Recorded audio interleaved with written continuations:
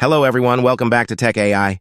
Today we're going to talk about how to find Windows 10's Spotlight lock screen pictures. Let's dive in.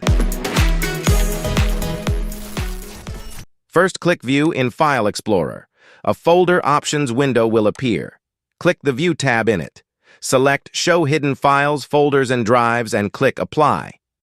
Then go to this PC, Local Disk, C, Users, your username, App Data, Local, Packages, Microsoft.Windows, Content Delivery Manager, CW5N1H2TXYEWI, Local State, Assets. You'll be presented with a plethora of file names that make absolutely no sense and show no extensions. Copy the most recent large files to another folder as pictures.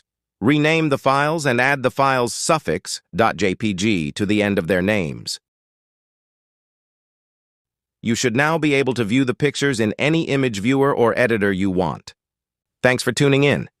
If you found this tutorial helpful, be sure to give it a thumbs up and subscribe to our channel for more tech tips and tutorials. See you next time.